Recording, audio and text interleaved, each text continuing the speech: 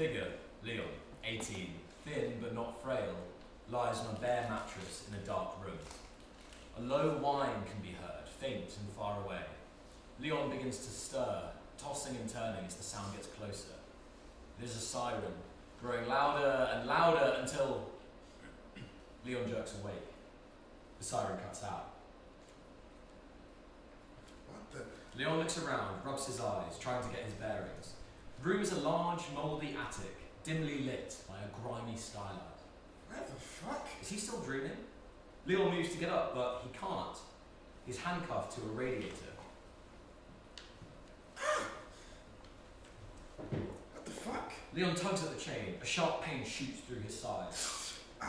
A large, dark red stain is forming towards the bottom of his t-shirt. He gingerly pulls back the fabric to reveal rough stitches in his lower back, still damp and oozing. Oh my god. Help! Help me, please! Somebody help me! The attic door bursts open, the light is flicked on. A single anemic bulb. Stood in the doorway is Frank, 64, small and intense, in crisp army fatigues with a medal pinned to his chest.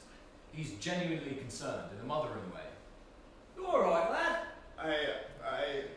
Got bones in your throat, son? Who the fuck are you? Alright. Where the fuck am I? Alright, calm down. Calm down, you're telling me to... I can see you're upset. Oh, can you? But there's no need for language like that. Let me the fuck out! Leon yanks at his chain again, more violently this time. I wouldn't do that. Leon continues to strain. Those cuffs are army issue. Ain't no snapping them. More straining. You'll only tear your stitches. My what? Leon reaches for his side again, touches the roughly stitched, still bleeding flesh. They're still fresh. Why the fuck have I got stitches? It's a bit of a long story. What's the short version? You got stabbed. I got what? In the lower back. Blade missed your kidneys but nicked an artery. Lost a fair bit of claret. Claret? Blood. Managed to stop the bleeding and stitch you up best I could, but then it went a bit Pete-Tom. Speak English, you prick. You went into shock. No shit. You were jerking all over your place and your stitches burst. I'm a bit out of practice, so they weren't my best. And look, can I get you something? Tea, Kendall mint cake? You can get me the fuck out of here. Right, well, probably shouldn't move you. Any more blood loss and you'll start shutting down again. Then all sorts could happen, hypothermia, heart attack, gangrene. Gangrene? I'm just saying you should try to... Tell me to calm down one more time. A rattle and crash from outside cuts them off. Help! Help me! All right, none of that. I've been kidnapped! Help! Frank lunges towards Leon, holds him down, shakes his head. There is a gun in his hand. He raises the barrel to his lips. Frank leaves the room. Leon lies tense before exploding into jerky panic. Come on now. Come on! Leon yanks at the chain hard, too hard. His stitches rip. Oh, fuck! Leon clutches his side. Several agonising seconds pass. Frank re-enters. Only badgers. Little blighters can't get enough of my bins. Oh, what have you done now? Frank brushes to Leon, who's shaking with pain. Oh, what did I just say, eh? You've only got to rip them right out. Frank leans over Leon, trying to compress his wound. Leon yanks the gun from Frank's holster and aims it at him. Back up! Back the fuck up! Okay, son, calm Move! down. Frank takes a few steps back. Further. Frank Leon, doesn't move. How Leon, the fuck do you know my name? I promise all this will be clear as crystal soon. Get away from me! Okay. Frank takes a few more steps back. Tell me where I am. You're safe. Right, real safe. Chained up at gunpoint by the artful fucking codger. I mean it. Leon almost laughs. Frank is dead serious. You've been conked out for the last 48 hours. And in that time, well, the world's gone a bit Pete-Tom as well. Oh, stop it, man. Don't know all the details, but capital's in chaos. Most of the south too. You can forget about the Midlands. Scotland is uninhabitable. So, not a lot has changed there at least. Who are you? Name's Frank. I'm Special Forces. Yeah, special needs more like. Another spike of pain. Ow! I was on my way here when I spotted you gushing goulash on the roadside. All ambulances were occupied, the NHS was in free fall, so I scooped you up and drove you over out of the kindness of my jam tart. Do you expect me to believe that? On my mother's soul, I swear it. If you save me, why am I chained up? It's a precaution, purely temporary, I promise. I want to make a call. Afraid your dog and bone got smashed. Frank holds up Leon's phone, screen shattered. I can use yours. Ain't got one.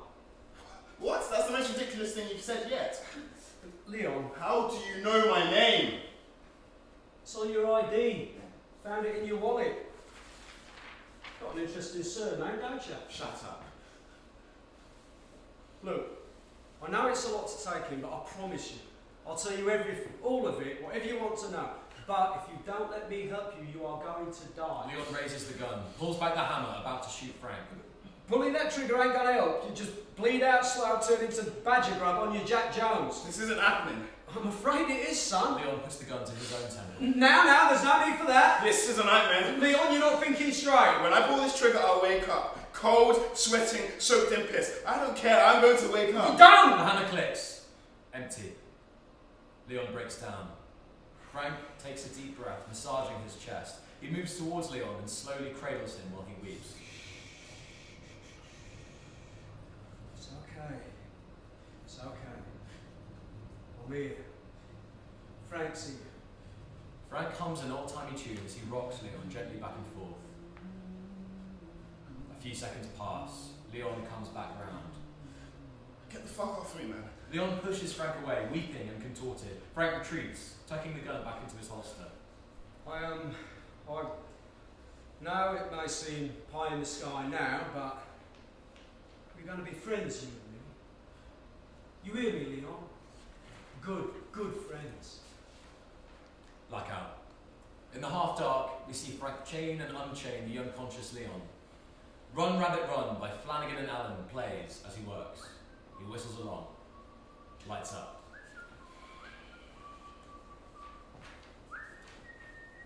Leon is sat hunched over on his mattress, methodically working away at his chain with a nail file. It's pointless. Frank enters with a tray, carrying 2 tin cans and 2 spoons. Soup's on! He pauses and looks at the tins on the tray. Or is it soup's up? Or soup's out? Anyway, soup! Leon doesn't look up. Well, don't get too excited. Still nothing. Frank sees what Leon's doing. Hey, I gave you that to keep your grubby little claws clean, not stage the great escape. Leon's scratching intensifies. The nail file snaps. Fuck. Oi! Leon chucks the other half of the nail file across the room. Hey, don't do that. What? You're making a mess. A mess. In case you haven't noticed, Frank, this place is a shithole. Language. Sorry, let me rephrase that. This place is a reeking, putrid, piss-soaked... You say one more word and it'll be bed with no supper. shitty fucking shithole. Look, if this is about the other day, Oh, you mean the other day? I when you said tricked I me was into sorry the about that, but it grill? really couldn't be helped. It was rice pudding. Rehypnol put it more like. But you didn't give me any choice. Those stitches needed redoing and I didn't want you squirming around. I was unconscious for 2 days. Oh, it was 36 hours tops. You gave me amnesia, Frank. I had to go through this shit again. It was like being in Groundhog Day if it had been directed by Joseph Fritzl. It ain't that bad. You got a bigger bucket now, don't you? You had a nail file. And what about your new chain? Much longer than the last one. Oh yeah, thanks for that. You're welcome. Free to roam far and wide in this mould-ridden wank cave. Oi, what did I just say? Oh, I'm sorry, Master Frank. How will I ever repay you? Oh no, don't start with that again. No, really, I'm awful grateful. Look, whatever you're trying to say. You've locked me in your attic. Wait a minute. In chains. You're not in chains. There's one chain and it's more like a leash. A leash? Well, no, not a leash. What does that make me then, eh? Oi, no. A pet? It's not. This is not. What? This is not a slave thing. You said it. I said it's not that. Well, it seems pretty slavey from where I'm shackled. No. Exceedingly slavey, in fact. Stop it.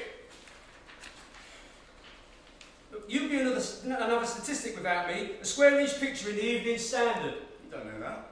One way or another, if it wasn't that, it'd be something else. Drink or drugs or music. Music? Drill music, they call it. Horrible, nasty stuff. Glorifies violence and is written in blood. Where have you heard drill music? Read about it in the papers. Oh, so you're an expert then? I know enough. Well, I don't listen to drill, Frank. And I wasn't in a gang.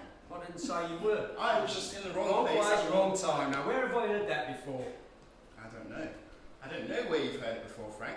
Because I reckon I'm the first person you've spoken to for longer than 30 seconds, and it's only because I'm chained to the fucking floor!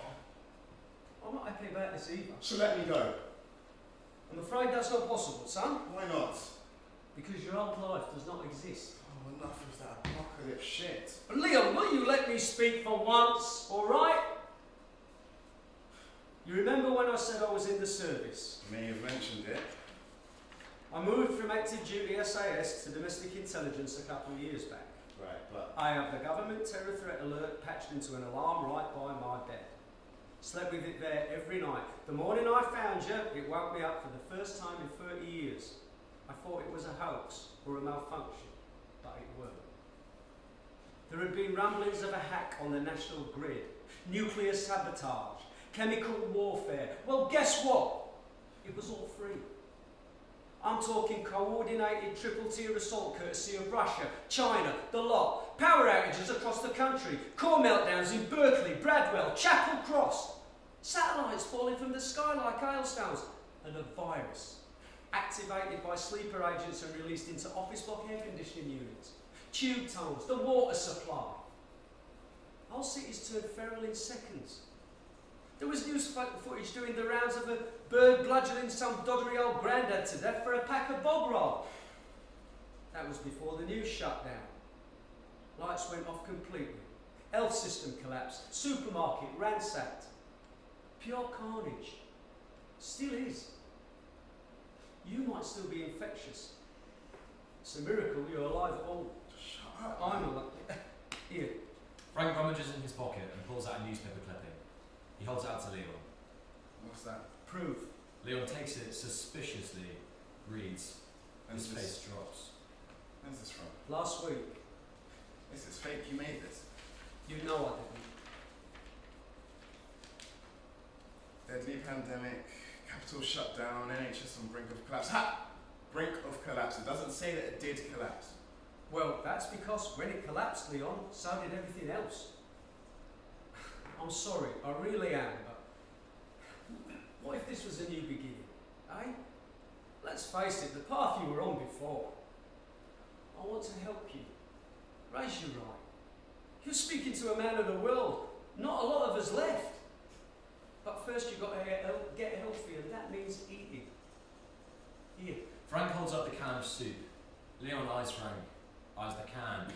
He accepts it. Cheers. Leon takes a long, deep drink. There. That wasn't so. Leon spits a mouthful of soup in Frank's face. It's cold. Leon stares at Frank, who is frozen in shock. Slowly, Frank pulls out a pristine white handkerchief and wipes the bright orange tomato soup from his face. Frank gives a humorless grunt. He takes a few steps towards the door, before snapping around, quick as a flash, and grabbing Leon from behind, one arm tightly fixed around his neck, pressing the fingers of his free hand hard into Leon's wound. Ow! How dare you disrespect a commanding officer like that, you little ingrate! Frank! Beast! Frank, stop! Apologise! I'm sorry. What was that? I'm sorry. Speak up! I'm sorry, I'm sorry, I'm sorry, I'm fucking sorry! Frank drops Leon to the floor. Good boy. Darkness. Leon lies on the ground, breathing raggedly. Moonlight Serenade by Glenn Miller plays softly. He's illuminated by the cool glow through the grimy skylight. Silence. Leon sneezes awake.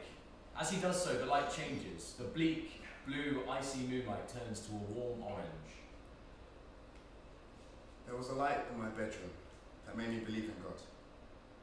There. He points at the square of light shining through the skylight.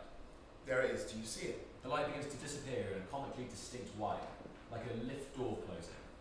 No, please, come back! It doesn't. Fuck. Nothing lasts in this grimy stink pit. The golden hour. More like a copper fucking minute. Back home, those sunset beams would bathe each inch of my attic gold in gold. On Saturday afternoons, as the sun set, I would stretch out in that light, lying so still I could hear the house breathing. That gaff was something else. a gently crumbling Victorian marvel nestled in a South London suburb. Not a speck of mould, with a garden that stretched on for miles. Mum would always be on at me. Don't you see that lovely garden? Get out there and soak up some vitamin D, you pasty ingrate. I'd be like, Ma, I'm just enjoying the view. We left that house after my parents split. Dad moved into a bachelor pad in Wood Green. Mum found a cosy council estate flat for me and my sister. One of the nice ones. But the light wasn't the same. I tried to forget it, but my 9-year-old soul was depleting fast. So, one Monday morning, I pulled a Ferris Bueller, faked a fever, and I snuck out while my mum went to work. Hopped on the tube for the first time ever, and I cut a course across to the back of my old neighbourhood, my old street, my old home, and it's gone. The whole house had been uprooted with only a waterlogged crater left behind. I start crying, screaming, utterly heartbroken. That house, that light. I lay in bed for a week, mainlining daytime TV on my mum's iPad. Anything to numb the pain. Then I stumbled across it. The Holy Grail. Grand designs. My 9-year-old mind is blown. I become obsessed. 104 episodes later, I knew what I had to do. I was going to buy back the land where my childhood home once stood and rebuild the past brick by brick. Every atom of my old attic room perfectly aligned to capture that light, God's light. For the next 10 years, I only left my bedroom to go to school, fill my belly and empty my bowels. This decade of monk-like dedication and semi-self-imposed celibacy all came down to one day. My interview at University College London for their architectural design undergraduate course. And I'm nervous, heart doing a tap routine against my ribcage. I'm being interviewed by this coolest Asian chick and some white geezer trying so hard to be hip, I can hardly look at him without laughing. So what do you want to be? What do you want to be an architect? I freeze. Now, of course, I want to build the future, eco-friendly, affordable council flats that look like Japanese Rubik's Cubes. Places where people and polar bears can live side by side in perfect high-rise harmony. But the real answer is, I want to recreate that light, to feel it on my skin, to bathe in it. I say the first bit, brain hits the nuts. Bored, he's heard it all before. He leans forward again. Do you have a favourite architect? My mind goes blank. They're not buying my bullshit. 10 years of single track graft, isolation and focus has come down to this. Disaster.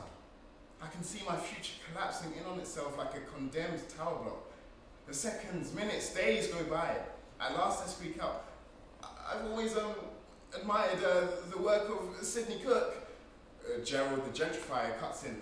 Oh yes, the Dunboyne estate. Is that where you grew up? No, I say, leaving an eye-watering pause. Why do you ask? Well, he's panicking now. Elbows quaking, bifocals steaming up. Don't assume, you silly prick. I'm posh. I didn't grow up on the Dunboyne. I've lived there for the last 10 years, but I don't mention that part. He's nervy now, stammering, eyes glued to the tabletop. She takes over. We've got a rapport meeting her. I open my portfolio, spread my mechanical drawings across the desk. Audible intake of breath. They're both leaning forwards, nodding, smiling, genuinely impressed as I talk them through my inspirations, my aspirations. Michelozzi meets Nouvelle with a dash of Zaha Hadid. I'm flying high now, levitating in my chair. I float up and out of the building like smoke. Side by side, with Kevin, we ride the smoke-soaked air, currents streaming over London. The streets twist beneath me, main road arteries and bronchial back alleys connecting up the organs of the shuddering grey cavalier. The spikes and spires and shining, waxed shells of skyscrapers shrinking as we rise up and until I'm on the Northern Line headed home. Everyone seems smaller somehow, less intimidating. There's a gal, a woman, and she's looking at me with those gorgeous dark eyes, long lashes, She's in this Matrix-style getup. There are sparks. Instant chemistry. She's still looking, definitely looking. So I play that game. You know the one. The what if game. What if she gets off at my stop? Well, I'll ask her out. I will. And I'm lost in this fantasy when I notice she's gone. I make a break for it. I'm running. I round the corner and I spot her at the top of the stairs, about to buzz out. Sprint the wrong way up the packed escalator. Jostle past, crunch toes, piss everybody off, but I don't care. I jump the barriers and I'm out. Out of the station into the late afternoon sunset. I stand there bathed in gold. It's the same light. The big man's tanning booth. My attic room raised. It's not a sign, then I spot her across the street. A bit far now, but this is it. I'll look nuts, but fuck it again. Fuck it 1,000 times. I open my mouth to cry out, stop, or hello. But, I don't know. When I'm hit by a burning sensation in my lower back, a searing hot stitch, I look down. The bottom of my shirt's turned crimson, soaked through. Tear my eyes away to look up, but she's gone. For good. I'm cold and the sun is going, and that light, that holy light, God's light, it's going dark. Leon stands, silent. All lights, sounds, projections, etc. fade to nothing. He's illuminated by the frail glow through the grimy skylight once more. He retreats to the mattress, slowly clamps the shackle around his ankle, and falls into a deep sleep. Don't Fence Me In by Bing Crosby plays as Leon stirs, tossing and turning. Another nightmare. He wakes, drenched in sweat. It's summer, and the attic is a sauna.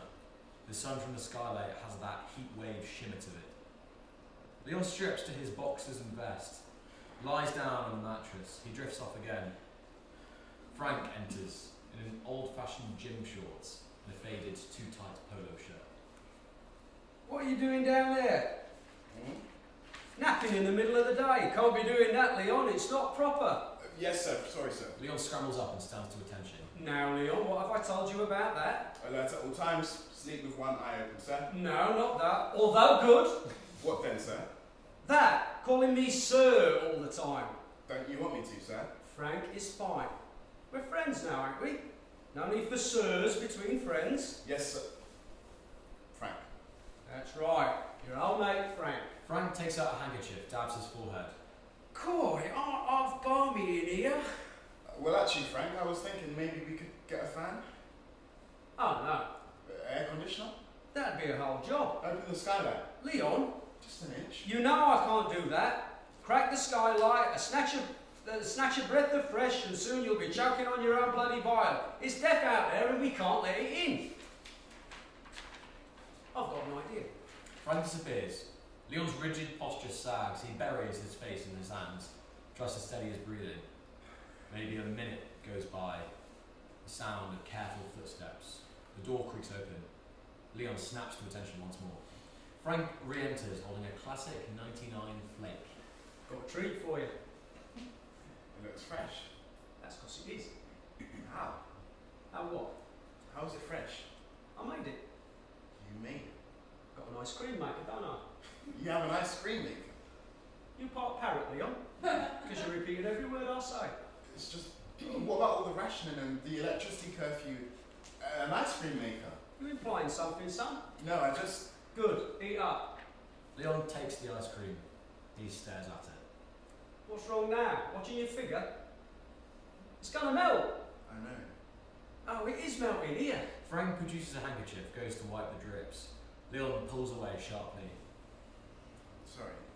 Don't be sorry, just eat it. I will, it's just What? sort of private. Private? I just want to eat it in my own time, my own space. Right. Take my time. Thank you. Yeah, it's no bother, Leon. It's, yeah. Frank leaves. Leon takes several deep, angry inhalations. He brings the ice cream up to his eye level, chucks the flake into the shadows, and begins to smear the ice cream all over his face, arms, and chest. He turns, crushing the cone between his palms. A A shadow jumps away from behind the door. Leon turns back to the room, bringing his hands up and blowing the now powdered cone into the air in an arcing spray. It falls like fresh snow, glittering in the half-light. Silent Night with the Wehrmacht begins to play. Leon cleans himself up, dresses. Frank lays out a blanket. Just small flickering flames and moonlight illuminate the scene. It's cosy and oddly romantic. Frank is stood, aiming his gun at the wall, coming to the end of the story. Leon is watching, enthralled. He took aim with his 9mm, square at the back of its big airy bombs, pulled the trigger 3 times, and put him down. Wow. Frank takes a long swig of beer. He alternates between beer and a small bottle of whiskey. As Frank gets more drunk, his accent starts to slip, cockney to posh in certain words and phrases. Frank, I've been meaning to ask you something. I've been thinking. Oh, you don't want to do that, son. It's dangerous. Well, I'm thinking when all this blows over, if it blows over, I'm thinking about enlisting. Enlisting? In the army? You? Me. Well, what do you think? Oh, I don't know what to say. It's only I've never had much in the way of vocational purpose, and well, you've helped me to be better, to want to be better.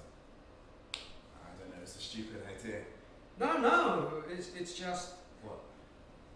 Well, I'm a little overwhelmed, to tell you the truth. I'm proud of you, son. Really? Of course, I'm proud and, well, inspired. Yeah? Absolutely. That sorts it. Frank drains the last of his beer. The days of sitting on my cut grass and waiting for orders from the top are over. I'm going to enlist with you. You are? Oh, yes. And together, we'll turn this country around. No one will be able to stop us. Not the baby killers or the terrorists or the Liberal Democrats. Absolutely. We'll dredge the cliffs of Dover up from the seabed, erect castle walls along our coastline, turn this island into a fortress. Rule Britannia! Britannia rules. Frank loses his balance mid-celebration and stumbles back, knocking over a glass. Oh, watch it. It smashes. Blimey. What you've done? It's only a plexiglass, You're Leon. making a mess. Oh, very good. Very good indeed. Frank tries to heave himself standing. No, I've got this. You just sit there and try not to break anything else. Leon begins to carefully clean up the small shards of glass. Frank feels a rumbling in his gut. Oof, that beer's gone right through me. You don't mind, do you? What? Oh no, go ahead. Frank gets up and unsteadily makes his way to the other end of the attic. Once there, he yanks down his flies and begins to piss into the wash basket. Now that was a good feed. There's no denying it. As Frank speaks, Leon cleans up the shattered glass. At some point, he finds a shard that's much bigger than the rest. Leon is stood now, facing Frank, gripping the large spike of glass. His entire body is tensed. Leon, Frank zips off his fly. you all right, son? I I know what's going on. What? You're pissed as in you! No shame in it, no shame. What's that? Oh, Leon, you're bleeding. Am I shit? Come Leon here. drops the glass shard. Come here. Come. It's fine. Nurse Frank to the rescue. Frank produces his handkerchief and wraps it around Leon's hand in a tourniquet. Frank's belly is exposed. His hand is on top of Leon's. They're very close. How about another beer? Yes. Yeah. Sounds good. I haven't drunk this much in years. You can't tell. Can't ya? Yeah. Oh, there's that sarcasm. Classic bit of British humour that you're learning. Frank picks up a beer. Where's the... He can't find the bottle opener.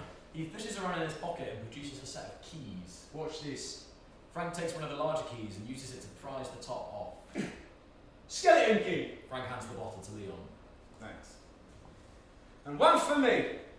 To our great and glorious future of fighting for God, King and country in the magnificent theatre of To us! To us. They tap bottles. Leon sips while Frank chugs, downing Medlock before letting out an almighty burp. He pats his stomach. He doesn't like what he feels. I need to start practicing what I preach then. Starting tomorrow, old fat Frank is getting fit. Oh yeah? Ship, shop, tip, top, shape. It'll be an early New Year's resolution. That's good to hear, Frank. Yes, you'll enlist, I'll get my stripes back, and come the New Year, we'll be gone. What? Frank is getting more drunk, drowsy and drifting off. We'll leave. Arm in arm with the world at our feet. We're leaving the attic. As the clock strikes midnight, like Cinderella, we'll go to the ball. You promise? I promise, my prince. Cross my heart, and out to die. Frank is asleep, face down, arse up. He is several metres from Leon, snoring with the keys half out of his pocket. Leon notices. He stares at Frank's sleeping form, warily for a second, before reaching for the keys. Too far. He gets down on his belly, stretching out his arms, straining against the ankle chain, still half a foot away. Leon grabs a fork from the plate and reaches out, every sinew of his body extended desperately. He hooks the keys. Yes! They fall off and clatter to the floor. The candles blow out. Darkness. It's New Year's Eve. Someone is whistling Old Lang Syne, tuneless and getting closer. Come on, you piece of fucking... Leon scrabbles in the dark, clank and clatter of metal on wood. A lock clicks. Yes! The door is pushed open. Shit. Leon pulls a blanket over himself, feigning sleep. The light is switched on. For Old Lang Syne! Frank limps into the room, carrying a tray with 2 tin cans. Wakey, wakey, eggs and bakey. Mm? Frank nudges Leon with his foot. Oi, up skis, soldier. What time is it? 8 minutes to 12. PM. No, midnight. What? Oh my god! Frank busies himself with a tray of food.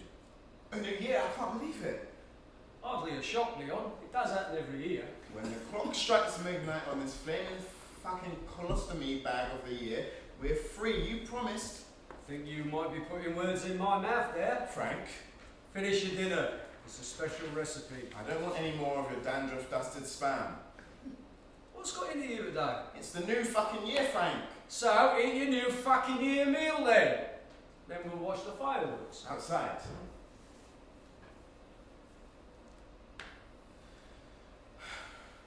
Ugh. Leon takes a mouthful, gags. Fucking hell, what did you put in this? Don't like it? It's Frank. Tabasco. I thought you looked like spice. Leon gives Frank a look. Young people, I mean. Leon eats, or tries to.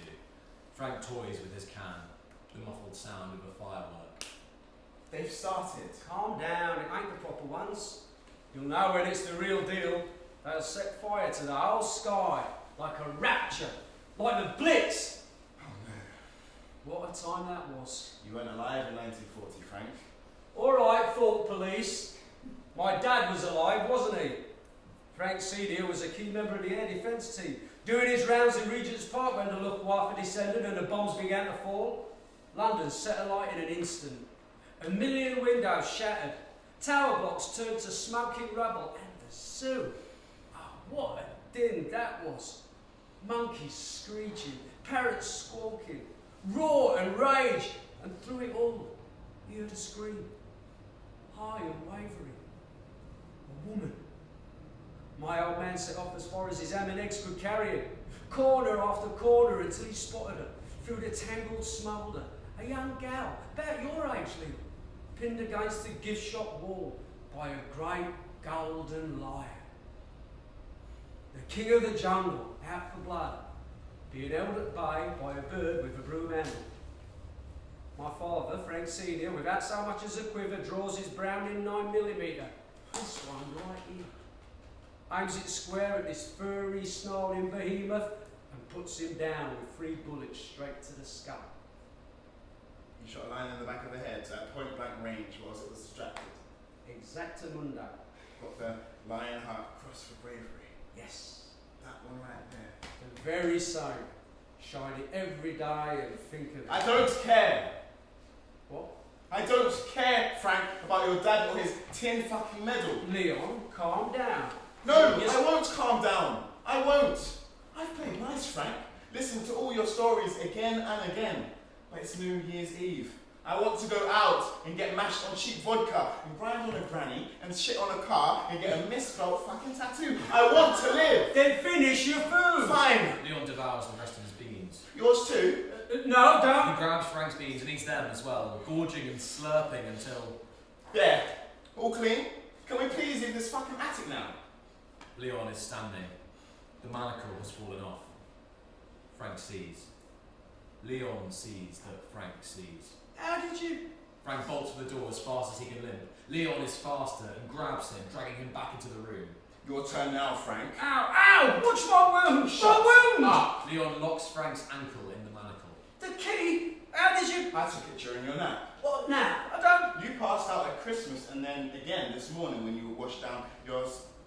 Then again when you washed down your tin prunes with half a bottle of gin.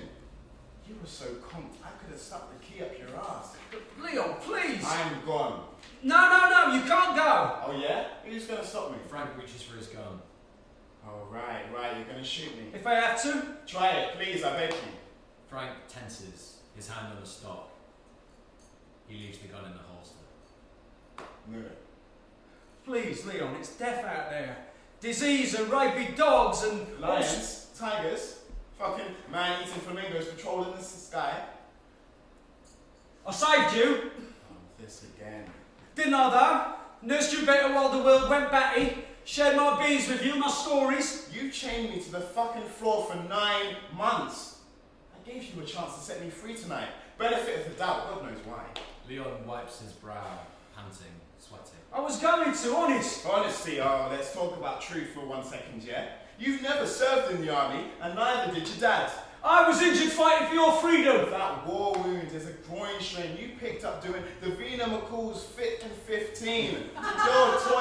Your gun is a toy in this. Leon launches himself at Frank, tearing the medal off his lapel. This Lionheart cross for exotic animal execution is Leon crumbles the medal in his hand. tinfoil. Jesus. Goodbye, Frank. Leon takes a step towards the door. His legs seize. He clutches his heart, struggling to draw breath. What the? Leon falls to the floor. I can't breathe. I do wish you hadn't eaten my dinner. Tabasco? Mate, a toxin. Attacks the ticker like nothing on earth. Got it off the dark web for a steal. Why? Had it timed just right too. We were going to watch the fireworks before drifting off together into the great beyond. Brothers in arms. But then you went and stopped the double doves. Please. Please, Frank, take me outside. I want to breathe. I want to... Oh, Leon coughs his last breaths. What to do? What to do? Frank's watch beeps. Oh! He wipes his eyes. The distant sound of a crowd counting down from 10 can be heard. Frank picks up the crumpled Lionheart cross. He smooths it out lovingly and pins it back on his chest. Deep breath. Together with the crowd. 3, 2, 1! Frank pulls the revolver from its holster, puts it to his head, and pulls the trigger. The shot goes through his skull and blows out the light bulb, spatters the skylight in blood. 10 to 20 seconds of fireworks pass. A low groaning sound that's hard to pin down. Leon snaps awake, rolls over, and vomits. Again and again until silence. He wipes his mouth and struggles to his feet. The fireworks restart, but closer this time, louder and more violent. Beneath the explosions, When the Lights Go On All Over the World by Vaughan Monroe begins to play. The attic shakes as Leon stands. Dust trickles from the ceiling with every blast. Leon sees Frank's body illuminated in the light of the fireworks. He shakes his head, hit by another wave of pain, stab after stab of it. The door is still ajar. Gathering all his strength, Leon turns and steps shakily towards it. The rattle of the explosions outside knock him off balance. Cracks spread across the skylight. Leon reaches the door, pulls it open. He is silhouetted against the light outside. He stops. He takes one last long look back.